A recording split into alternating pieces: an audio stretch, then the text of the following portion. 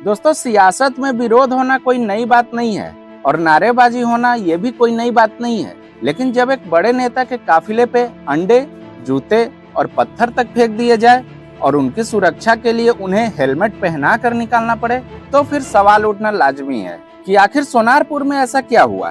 क्या ये सिर्फ एक सियासी साजिश थी? क्या ये चुनाव के बाद की हिंसा का असर था या फिर सच में जनता के गुस्से का विस्फोट था?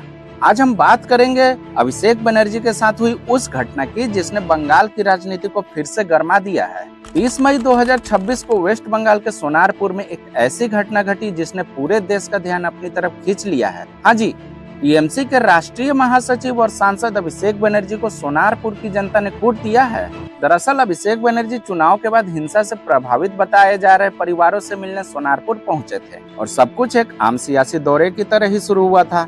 लेकिन जैसे ही उनका काफिला कुछ इलाकों से गुजरा, माहौल धीरे धीरे बदलने लगा। कई लोग सड़कों पे इकट्ठा हो गए, नारेबाजी शुरू हो गई और कुछ लोग तो चोर चोर के नारे भी लगाने लगे। और देखते ही देखते स्थिति इतनी गंभीर हो गई कि वहां के कुछ स्थानीय लोगों ने अभिषेक बनर्जी पे अंडे बरसाने भी शुरू कर दिए, जिसका सबूत आपको सोशल मीडिया पे वायरल वीडियोस में साफ साफ देखने को मिल जाएगा।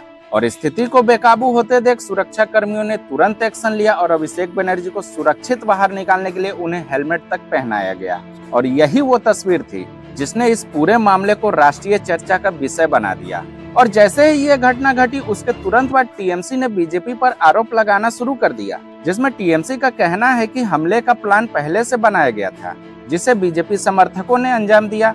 इस घटना को टीएमसी पार्टी के नेताओं ने लोकतंत्र पर हमला बताया और कहा कि वर्तमान सरकार राजनीतिक फायदे के लिए हिंसा का सहारा ले रही है।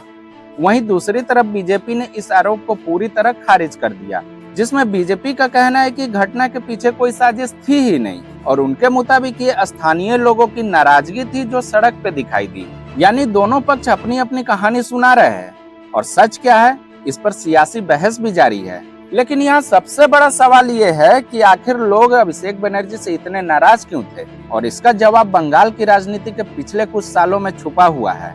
वैसे अगर देखा जाए तो बंगाल में चुनाव के बाद हिंसा का आरोप कोई नई बात नहीं है, बल्कि यहाँ हर बड़े चुनाव के बाद राजनीतिक दल एक दूसरे पर हिंसा और बदले की राजनीति का आरोप लगाते रहे हैं। और इस बार भी चुनाव के बाद कई इलाकों से ऐसी खबर भी निकलकर बाहर आई है और इसी संदर्भ में अभिषेक बनर्जी प्रभावित परिवारों से मिलने गए थे।